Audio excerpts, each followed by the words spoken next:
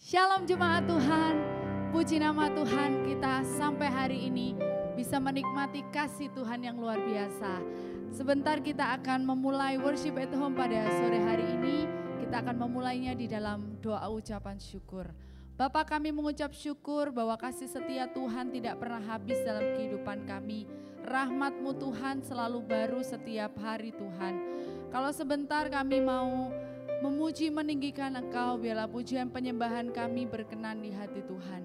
Di dalam nama Tuhan Yesus kami mengucap syukur. Haleluya. Amin. Nyanyi bagi Dia. Mari kita mau naikkan pujian penyembahan terbaik bagi Tuhan.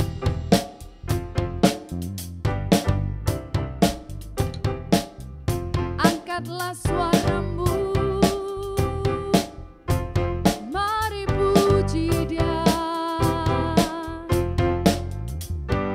Angkatlah suaramu, puji dan serukan nama Yesus. Tanggalkan bebanmu, tak perlu kau khawatir, sebab Dia sanggup. Gerakkan kakimu, menarilah dan bertepuk tangan, bersukacitalah. Tak perlu kau khawatir, sebab Dia sanggup. Haleluya. Sekarang nyanyikan kebesarannya, Dia kuat dan penuh kuasa. Bersorak-sorai karena kasih-Nya telah datang melawan kita. Nyanyi bagi Dia.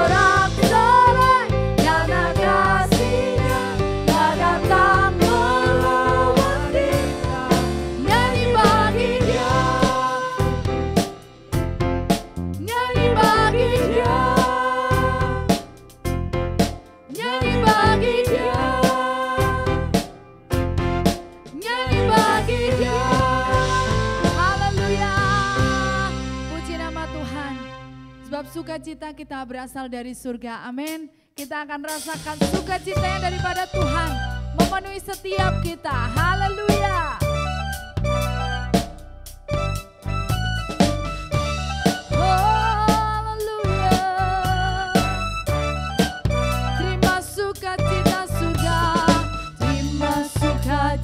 Surga, itulah kekuatan bagi jiwa. Ku dapat rasakan kasih-Nya di tengah badai yang bergelora. Terima sukacita surga, itulah kekuatan bagi jiwa. Ku dapat saksikan kuasa-Nya, taklukkan badai yang bergelora. Haleluya, Kau ada dalam hatiku, takkan patah semangatku, takkan hilang kekuatanku. Haleluya, ku mau bersorak bagimu, sukacita surga penuhiku. Haleluya, sukacita surga. Terima sukacita surga, itulah kekuatan bagi jiwa. Ku dapat saksikan kuasa-Nya di tengah badai yang bergelora. Terima sukacita surga, kekuatan bagi jiwa. Ku dapat saksikan kuasa-Nya, taklukkan badai yang bergelora. Haleluya, Kau ada dalam hatiku, takkan patah semangatku, takkan hilang kekuatanku.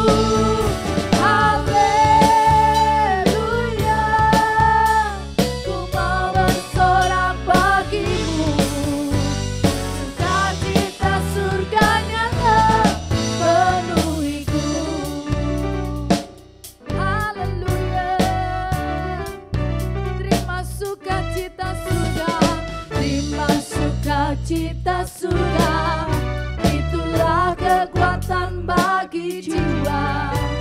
Ku dapat rasakan kasih-Nya di tengah badai yang bergelora.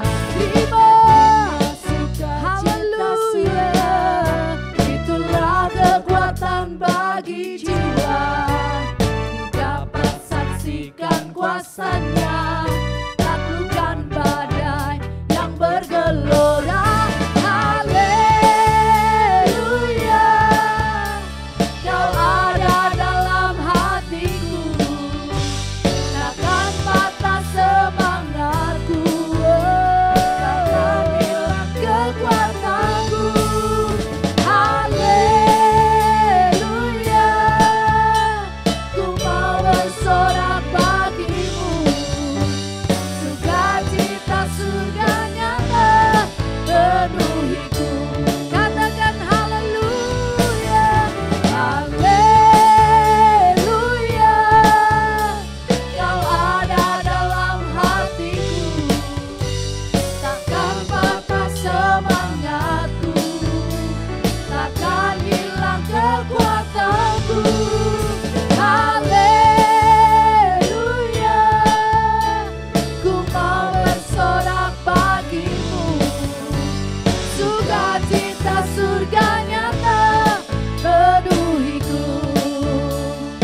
Oh, sukacita surga nyata penuhiku. Haleluya, sukacita surga nyata penuhiku. Haleluya, terima sukacita surga. Mari kita mau bangkit serukan nama Yesus, nama yang berkuasa menaklukkan segala macam masalah dalam kehidupan kita. Haleluya.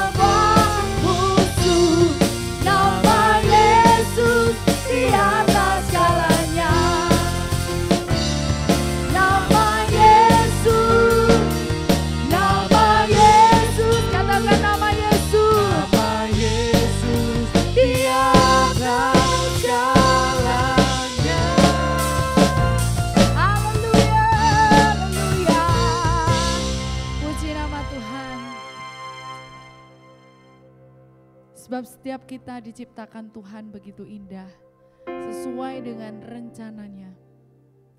Masa depan kita ada di dalam tangan Tuhan.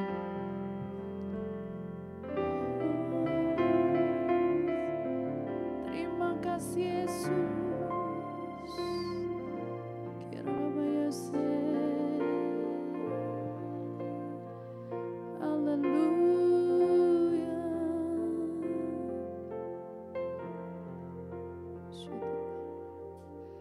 Kemanakah aku dapat pergi, menjauhi Roh-Mu yang suci, Kau sahabat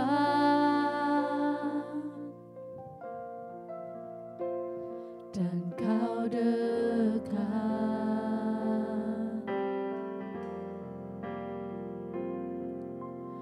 Bahkan seluruh pengabdianku tak bisa membalas kesetiaan-Mu, sungguh mulia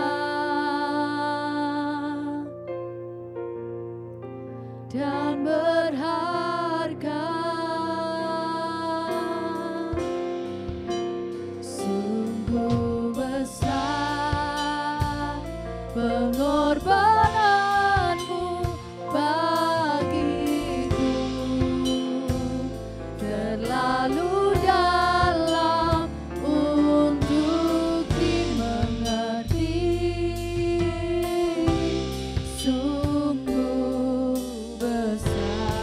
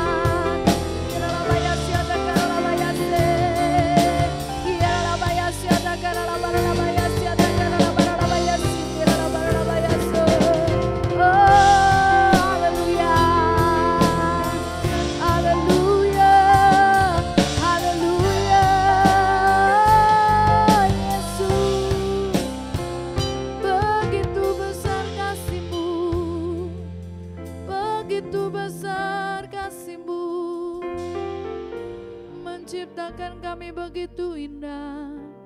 Oh Yesus, terima kasih Tuhan. Sungguh besar pengorbananmu bagiku, terlalu dalam untuk dimengerti. Sungguh besar,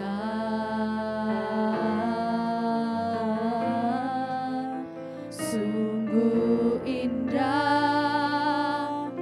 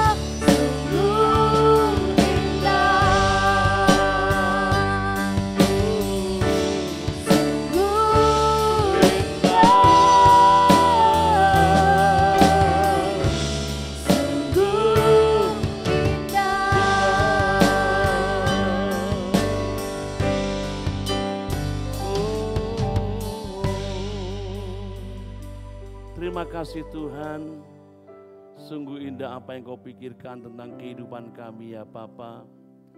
Kami bersyukur Engkau memperhatikan kehidupan kami, Engkau memelihara kehidupan kami, Engkau menyertai kehidupan kami Tuhan. Dan Engkau memang tidak pernah membiarkan kami dan tidak pernah melupakan kehidupan kami Tuhan. Bila malam hari ini Tuhan kami terus mau belajar dari perkataan firman-Mu ya Tuhan. Teguhkan kami Bapa. Bila pertemuan kami pertemuan yang luar biasa, yang akan mengubahkan kehidupan kami Tuhan. Membuat kami lebih dewasa rohani kami Bapa. Membuat kami menjadi pribadi yang berkemenangan Tuhan. Membuat kami Tuhan menjadi pribadi yang mengalami kuasa kemuliaan-Mu Tuhan. Terima kasih Bapa. Terima kasih Tuhan, kami serahkan waktu ini sepenuhnya ke dalam tangan kemurahan-Mu. Beracaralah Engkau ya Tuhan. Urapi kami hamba-Mu yang menyampaikannya ya Tuhan dengan kuat kuasa-Mu Bapa. Di dalam nama Tuhan Yesus Kristus, haleluya. Amin. Shalom saudara, Bapak Ibu saudara sekalian, dimanapun saudara berada, mari sama-sama kita akan belajar firman Tuhan. Saya akan menyampaikan tentang firman Tuhan yang berjudul mati karena tidak bisa menahan hati. Saudara, di dalam Bilangan pasal 21 ayat 4 sampai 9, mari kita lihat sama-sama. Bagaimana umatnya mengalami kematian oleh karena tidak bisa menahan hati di tengah-tengah perjalanan mereka. Di dalam Bilangan pasal yang keempat ayat 2, Bilangan 21 ayat yang keempat. Mari kita membacanya bersama-sama sampai ayat yang ke-9. Setelah mereka berangkat dari Gunung Hor, berjalan ke arah Laut Tibrau untuk mengelilingi tanah Edom, maka bangsa itu tidak dapat lagi menahan hati di tengah jalan. Lalu mereka berkata-kata melawan Allah dan Musa. Mengapa kamu memimpin kami keluar dari Mesir, supaya kami mati di padang gurun ini? Sebab di sini tidak ada roti dan tidak ada air, dan akan makanan hambar ini kami telah muak. Lalu Tuhan menyuruh ular-ular tedung ke antara bangsa itu yang memagut mereka, sehingga banyak dari orang Israel yang mati. Kemudian datanglah bangsa itu mendapatkan Musa dan berkata, kami telah berdosa sebab kami berkata-kata melawan Tuhan dan engkau. Berdoalah kepada Tuhan supaya dijauhkannya ular-ular ini daripada kami. Lalu Musa berdoa untuk bangsa itu, ayat 8. Maka berfirmanlah Tuhan kepada Musa, buatlah ular tedung dan taruhlah itu pada sebuah tiang. Maka setiap orang yang terpagut, jika ia melihatnya, akan tetap hidup. Ayat yang terakhir, lalu Musa membuat ular tembaga dan menaruhnya pada sebuah tiang. Maka jika seorang dipagut ular, dan ia memandang kepada ular tembaga itu, tetaplah ia hidup. Ya saudara sekalian, kita lihat bagaimana perjalanan bangsa Israel. Ya, setelah mereka berangkat dari Gunung Hor, berjalan ke arah Laut Tibrau untuk mengenai tanah Edom, maka bangsa itu tidak dapat lagi menahan hati di tengah jalan. Artinya saudara, kalau saya melihat dalam terjemahan bahasa yang lain, Alkitab yang lain, mereka tidak sabar selama di dalam perjalanannya. Orang Israel itu patah semangat. Bangsa itu habis kesabarannya. Hatinya menciut dalam perjalanannya. Bahkan mereka mengatakan, tetapi jiwa mereka menjadi tidak bersemangat di dalam perjalanannya. Saudara, mengapa mereka mengalami seperti itu sehingga mereka tidak bisa menahan hati. Mereka tidak bisa sabar selama dalam perjalanan. Mereka menjadi patah semangat. Ya. Dikatakan habis kesabaran bangsa Israel. Ya. Mereka tidak bersemangat dalam perjalanan. Saudara sekalian, saya pernah mengalami yang namanya hilang kesabaran.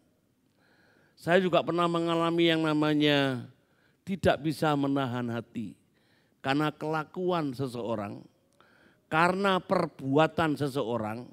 Saudara, kalau kita melihat, saya percaya jemaat Tuhan, anak-anak Tuhan pernah mengalami yang namanya enggak bisa menahan hati karena perbuatan orang lain, karena sikap orang lain, karena perkataan orang lain yang menimpa saudara atau yang saudara hadapi.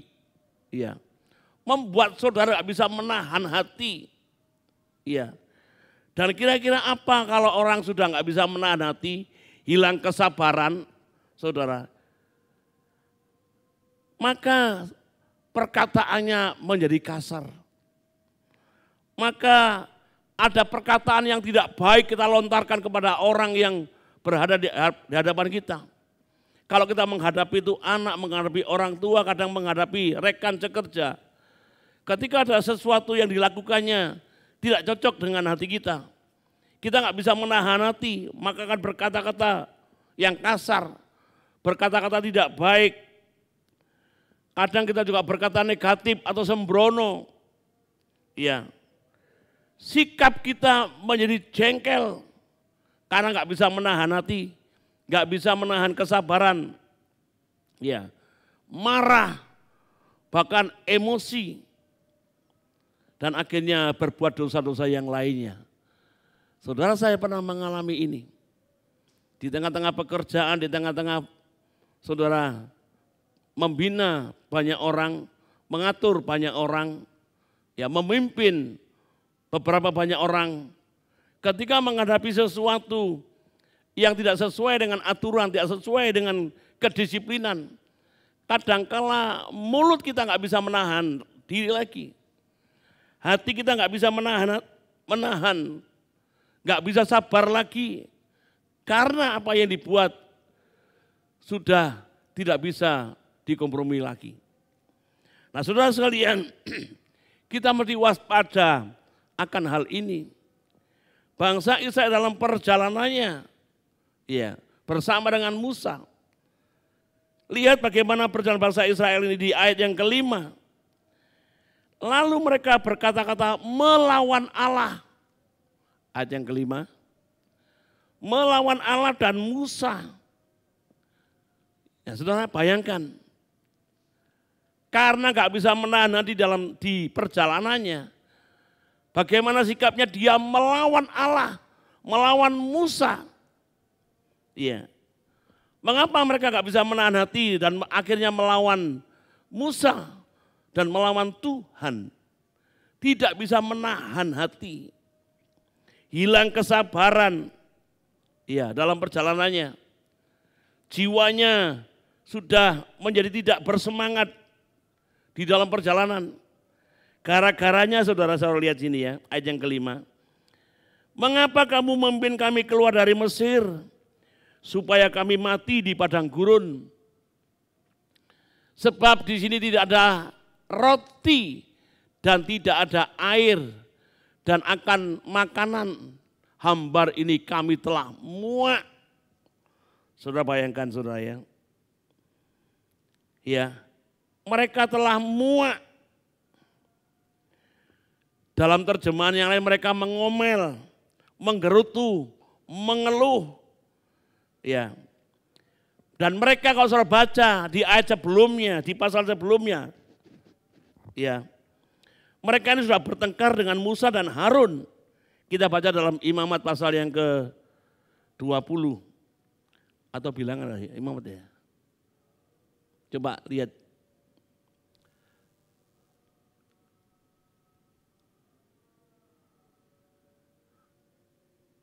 Ayat yang ke-1, ya betul.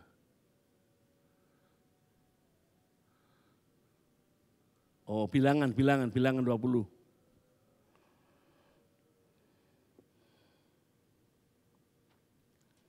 Tadi bilangan 21, sekarang bilangan 20.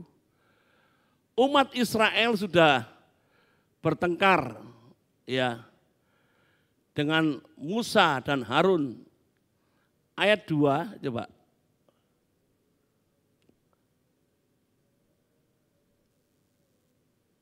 Ya, terus ayat 3. Nah, dan bertengkarlah bangsa itu dengan Musa, katanya, sekiranya kami mati binasa pada waktu saudara-saudara kami mati binasa di hadapan Tuhan. Terus ayat yang keempat, mengapa kamu membawa jemaat Tuhan ke padang gurun ini supaya kami dan ternak kami mati di situ? Ayat 5, mengapa kamu memimpin kami keluar dari Mesir untuk membawa kami ke tempat celaka ini yang bukan tempat menabur, tanpa pohon ara, anggur, delima, bahkan air minum pun tidak ada. Nah saudara, di ayat sebelumnya mereka bertengkar dengan Harun, hanya juga karena masalah makanan, masalah air. Nah saudara, mereka berkata kami muak dengan makanan yang tidak enak ini. Saudara, mereka juga berkata di sini tidak ada yang dapat dimakan dan minum. Dan kami sangat muak dengan mana yang hambar ini. Mereka dalam terjemahan seperti itu saudara ya, terjemahan Alkitab yang lain. Jiwa kami jemu pada roti yang memuakkan ini. Saudara, ketika saya merenungkan saudara bagaimana sikap bangsa Israel sepanjang perjalanan menuju Kanaan. Saudara, mereka ini sepertinya tidak bisa mengucap syukur, tidak menghormati Tuhan. Ya. Akibatnya apa saudara? Dalam bilangan 21 ayat yang ke-6, coba lihat ya. Akibat melawan Tuhan dan Musa, ngomel gara-gara makanan dan minuman dan air. Ya. Ayat 6, lalu Tuhan menyuruh ular-ular tedung ke antara bangsa itu dan memagut mereka sehingga banyak dari orang Israel yang mati. Mengapa judulnya saya katakan saudara, mati karena tidak bisa menahan hati. Saudara, bangsa Israel tidak menahan hati, tidak bisa sabar, hilang kesabarannya. Ya kan? Nah saudara, sehingga apa yang terjadi? Tuhan menyuruh ular-ular tedung itu. Tuhan mendatangkan ular-ular berbisa. Tuhan mengirim ular-ular tedung itu. Dengan kata lain, Tuhan menghukum umatnya karena melawan Musa, melawan Tuhan yang memimpin mengeluarkan mereka dari tanah Mesir, dari tanah perbudakan. Saudara, sebenarnya masalah mereka adalah hidup yang dikuasai oleh kedagingan. Mereka berpusat hanya ingin mengenakkan dagingnya saja. Tidak menghargai karya Tuhan yang menyelamatkan, yang membawa mereka keluar dari penderitaan dan perbudakan yang mengerikan. Yang kalau diteruskan mereka tidak punya masa depan dan harapan sama sekali. Dan mereka dikeluarkan oleh Tuhan bersama dengan Musa yang memimpinnya. Nah saudara, masalah kedagingan memang kalau dibiarkan, ya kan, akan menjatuhkan, menghancurkan, merusak, mengacaukan, bahkan mematikan. Kita melihat dari pengalaman bangsa Israel. Hidup dalam kedagingan, kalau dituruti bisa fatal saudara. Ya saudara, bukankah kita kemarin sudah mendengar kalau kita hidup di dalam daging itu berlawanan dengan keinginan roh. Saudara, mari kita mau belajar dari firman Tuhan. Ya. Padahal mereka ini saudara, ribut masalah makanan minuman. Sebenarnya mereka harus sadar selama ini. Sejak mereka keluar dari padang gurun, mereka tidak bekerja, mereka tidak bercocok tanam. Selama di padang gurun Tuhan pelihara mereka. Mereka tidak harus bekerja dan bercocok tanam. Mereka menikmati roti yang datang dari surga. Mana? Ya. Mereka saat keluar dari tanah Mesir, mereka dirawat, dicukupi kebutuhannya oleh Tuhan. Mereka tidak mengucap syukur kepada Tuhan. Mereka sebenarnya hanya tinggal mengolah makanan yang Tuhan berikan. Mereka tidak mengucap syukur atas perbuatan Tuhan yang luar biasa. Mereka sudah tidak lagi mempercayai Tuhan yang berkuasa dan maha dahsyat itu. Ya saudara, hanya beberapa saat mereka tidak makan dan tidak menikmati minuman. Kalau mereka sadar dalam sepanjang perjalanannya, selama ini aku tidak bekerja, selama ini aku tidak berbuat apa-apa, Tuhan yang menyediakan semuanya. Saudara sekalian, dengan kata lain, bangsa Israel dikuasai hidup dalam kedagingan yang bertentangan dengan kehendak Tuhan. Roma pasal 5 ayat yang 5 sampai 8 saudara. Kita baca Roma 8 ayat 5 sampai 8. Sebab mereka yang hidup menurut daging memikirkan hal-hal yang dari daging. Mereka yang hidup menurut roh memikirkan hal-hal yang dari roh. Karena keinginan daging adalah maut, tetapi keinginan roh adalah hidup dan damai sejahtera. Kemarin sudah dibacakan ini saudara ya. Sebab keinginan daging adalah perseteruan terhadap Allah, karena ia tidak takluk kepada hukum Allah. Hal ini memang tidak mungkin baginya. Mereka yang hidup dalam daging tidak mungkin berkenan kepada Allah. Saudara, mereka hidup dalam kedagingan, mereka hanya memikirkan hal-hal daging. Tidak menghargai kasih karunia Tuhan yang dinyatakan dalam hidupnya. Dia hanya mengenakkan tubuh, tidak menghargai karya Tuhan yang luar biasa di dalam hidupnya. Karena keinginan daging adalah maut, membuat mereka dipagut ular dan banyak di antara mereka harus mengalami kematian karena tidak bisa menahan hati. Karena mereka hidup tidak bisa dalam kesabaran. Sehingga dia melawan Tuhan dan Musa. Membuat Tuhan mengirimkan, mendatangkan ular yang berbisa memanggut mereka. Nah saudara, kita sudah belajar bagaimana Tuhan berkarya di dalam kehidupan bangsa Israel dan dalam kehidupan setiap kita orang yang percaya kepadanya. Di dalam Roma 8:13, sebab jika kamu hidup menurut daging kamu akan mati, tetapi jika oleh roh kamu mematikan perbuatan-perbuatan tubuhmu, kamu akan hidup. Saudara, kalau kita hidup dalam daging, dikatakan kita akan mengalami kematian. Tetapi jika kita hidup oleh roh, maka kita mematikan perbuatan-perbuatan daging dan kita akan mendapat kehidupan. Saudara, mari sama-sama kita belajar dari pengalaman bangsa Israel yang fatal ini. Supaya kita bisa belajar tidak hidup menurut daging. Tetapi kita mau hidup menurut tuntunan Roh Kudus. Kita dipimpin oleh Roh Allah. Tidak melawan Tuhan. Tidak melawan para pemimpin yang dipercayakan oleh Tuhan. Tetapi mari kita sama-sama belajar saudara. Untuk hidup dipimpin oleh Tuhan sendiri. Menghargai karya keselamatan. Menghargai pengorbanan Tuhan. Saudara, sekali lagi kita harus waspada terhadap pengaruh kedagingan yang sedang menggoda kita, mengancam kehidupan kita. Karena menghancurkan, memporak-porandakan kehidupan rohani kita. Membuat kita gak bisa bertumbuh kalau kita hidup dalam kedagingan. Saudara, perbuatan daging itu telah nyata di dalam Galatia pasal 5 ayat 20-21. Penyembahan berhala, sihir, perseteruan, perselisihan, iri hati, amarah. Bangsa Israel marah karena gak dapat air dan minum. Kepentingan diri sendiri, percideraan, roh pemecah, kedengkian, kemabukan petapora, dan sebagainya. Saudara, terhadap semuanya itu Tuhan ngomong apa?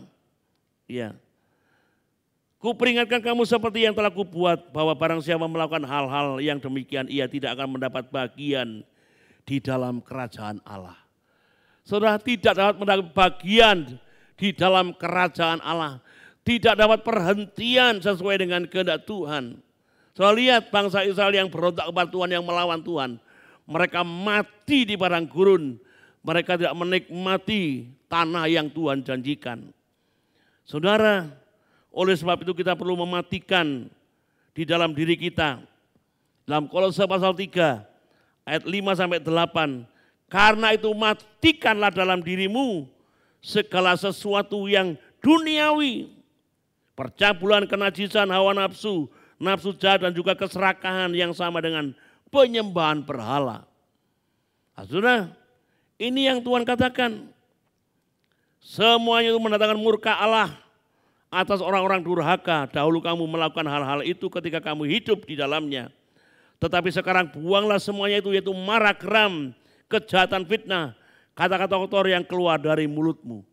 Ini perbuatan daging, saudara, yang menjauhkan kita dari kasih karunia Tuhan. Yang menjauhkan kita dari kemuliaan yang Tuhan sediakan. Membawa hidup pada keterpurukan kalau kita hidup di dalam kedagingan.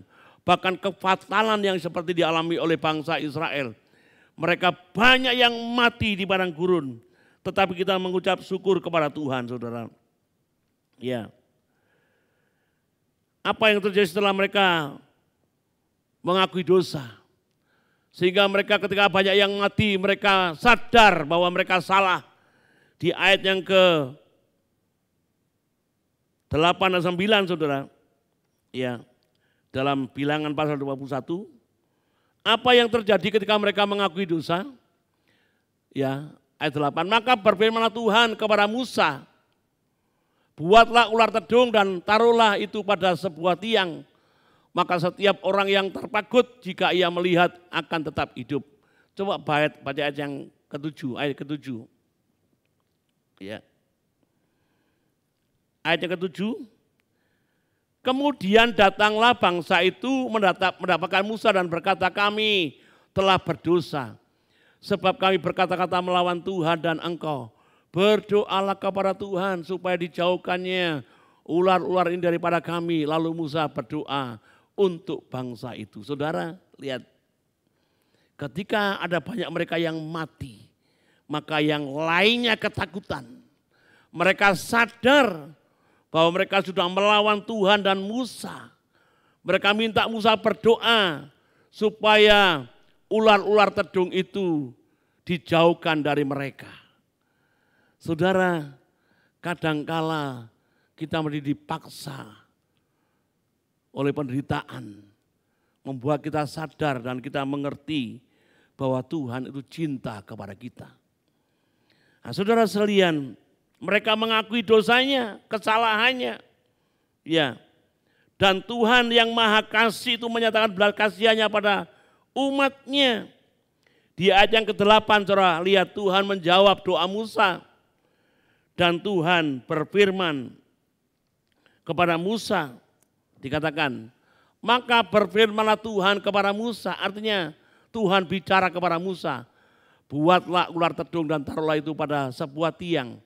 Maka setiap orang yang terpagut, ia melihatnya akan tetap hidup. Saudara, dibuatlah patung ular, ditinggikan, kemudian mereka melihat tiang itu, melihat ular itu, tembaga itu, saudara, dan mereka tetap hidup. Saudara, Musa membuat ular tembaga, menaruhnya pada sebuah tiang. Ya, mereka yang melihat tetap hidup. Tuhan menjawab doa Musa. Tuhan memberikan jalan keluar bagi umatnya. Saudara, ketika mereka melawan Tuhan, ketika mereka melawan Musa, saudara, Tuhan itu masih menyatakan belas kasihannya. Saudara ingat, mengakui dosa, mengakui kesalahannya, mengakui ketidakbenarannya kepada Tuhan. Saudara, Tuhan itu berbelas kasihan, menyatakan kemurahannya, kebaikan hatinya. Saudara, Tuhan itu menjawab doanya Musa. Walaupun Musa sudah dilawan, ya, mereka bertengkar dengan Musa berulang kali, Tuhan tetap mengasihi. Saudara, bukan berarti kita harus melawan para pemimpin dan kemudian Tuhan menyalurkan kasih-Nya. Itu kalau Tuhan memberikan kesempatan. Kadang-kala kesempatan tidak datang 2 kali. Saudara, Tuhan berkemurahan. Saudara, ular tembaga adalah gambaran tentang Tuhan Yesus yang harus ditinggikan. Dia harus jadi fokus kehidupan kita. Yesus, Tuhan, Allah yang hidup harus menjadi fokus hidup kita. Dan kita harus terus memandang Dia, membuat Tuhan akan mengubahkan kehidupan kita. Dalam Yohanes 3 ayat 14 sampai 16. Kita baca sebagai ayat yang terakhir. Dan sama seperti Musa meninggikan ular di padang gurun, demikian juga Anak Manusia harus ditinggikan, supaya setiap orang yang percaya kepadanya beroleh hidup yang kekal. Ayat yang ke-16, karena begitu besar kasih Allah akan dunia ini, sehingga Ia telah mengaruniakan anaknya yang tunggal supaya setiap orang yang percaya kepadanya tidak binasa, melainkan beroleh hidup yang kekal. Saudara ingat saudara, ular tembaga adalah lambang, saudara, gambaran tentang Tuhan Yesus yang ditinggikan. Dia yang harus dimuliakan dalam hidup kita. Tuhan harus jadi prioritas kehidupan kita. Ketika bangsa Israel memandang ular tedung itu, ketika setiap kita orang yang percaya memandang kepada Tuhan, mengarahkan hidupnya, hatinya, pikirannya berpusat kepada Tuhan, Tuhan menyatakan kuasa dan kemuliaannya. Tuhan menyatakan belas kasihannya, saudara. Kalau hidup kita hanya tertuju kepada Tuhan, tidak tertuju hanya kepada perkara-perkara duniawi. Seringkali kita nggak bisa memandang Tuhan, tidak bisa melihat kemuliaan Tuhan. Karena roh kedagingan, roh duniawi itu menguasai hati, pikiran kita. Bahkan tubuh kita dikendalikan oleh kedagingan. Membuat kita tidak bisa memandang Tuhan. Dibutakan oleh ilah zaman ini yang menyeret kita pada kedagingan dan keduniawian. Dan membuat saudara pada akhirnya kejatuhan hidup kita dalam segala bidang-bidang kehidupan yang lain. Yang pada akhirnya kita tidak bisa menikmati kehidupan kekal. Mari sama-sama pada saat sore malam hari ini, saudara, saya rindu setiap kita mulai kembali kepada Tuhan. Memandang kehidupan, memandang Tuhan yang ditinggikan. Menjadi prioritas utama kita, memandang Tuhan. Maka saya percaya saudara, biar Tuhan yang mengambil alih kehidupan kita. Dan Tuhan menyatakan kuasa kemuliaannya. Amin. Kita menaikkan pujian, Roh-Mu yang hidup.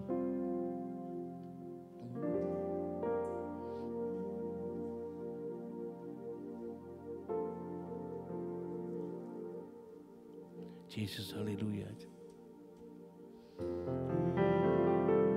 Roh-Mu yang hidup penuhiku, mengalir dalamku.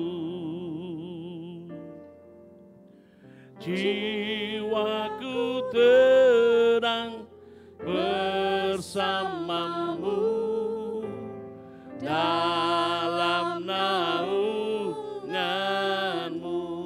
Roh-Mu yang hidup, Roh-Mu yang hidup penuhiku, mengalir dalamku. Jiwaku tenang bersamamu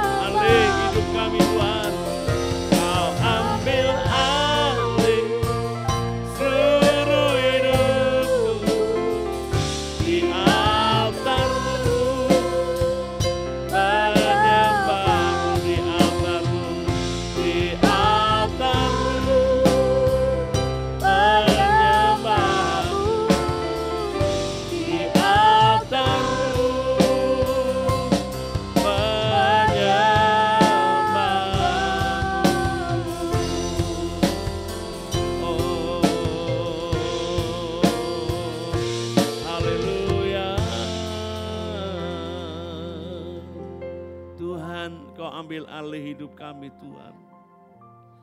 Kami berserah kepada Engkau Tuhan. Kau ambil alih hidup kami Tuhan, pikiran, perasaan hati kami Tuhan. Supaya hidup kami berada dalam kendali-Mu. Buat kami Tuhan bisa hidup dalam kesabaran. Jangan sampai Tuhan kami tidak bisa menahan hati dan kemudian melawan Engkau dan para pemimpin kami. Buat kami sadar bahwa Engkau menyatakan belas kasihan-Mu. Tuhan, kami tidak mau mengalami seperti bangsa Israel. Mereka harus mati karena nggak bisa menahan hati. Mereka harus mati karena mereka tidak hidup dalam kesabaran. Mereka harus mati Tuhan karena jiwa mereka tidak bersemangat lagi, tidak bergairah lagi. Mereka tidak mau memandang kepada Engkau, menghargai karya-Mu ya Tuhan. Ajar kami menghargai Tuhan keselamatan yang Kau berikan kepada kami. Ajar kami menghargai penebusan-Mu ya Tuhan. Bahwa hidup kami terus mengarahkan hidup kami tertuju hanya kepada Engkau. Biarlah Engkau yang menjadi prioritas kami Tuhan, bukan kedagingan kami. Ampuni kami Tuhan, seringkali kami menuruti kedagingan kami. Membuat kami tidak bisa fokus kepada Engkau. Membuat kami Tuhan kehilangan banyak hal dalam hidup kami. Tuhan kami sadar, pimpin kehidupan kami Tuhan. Biarlah Roh-Mu yang hidup itu berkuasa di dalam kehidupan kami Tuhan. Nyatakan kehendak-Mu dalam kehidupan seluruh umat-Mu yang mendengar Tuhan firman-Mu pada malam hari ini. Kami percaya Engkau punya Tuhan banyak berkat dan kemuliaan yang akan Kau nyatakan dalam kehidupan umat-Mu ya Tuhan. Terima kasih Tuhan, terima kasih Roh Kudus untuk apa yang Kau nyatakan kepada kami pada saat sore malam hari ini. Saudaraku, terimalah berkat daripada Allah Bapa, kasih sayang daripada Tuhan Yesus Kristus, persekutuan daripada kuasa Roh Kudus, menyertai saudara sekalian dari sekarang sampai selama-lamanya. Dalam nama Yesus, yang terima berkat katakan, amin. Tuhan memberkati, selamat malam.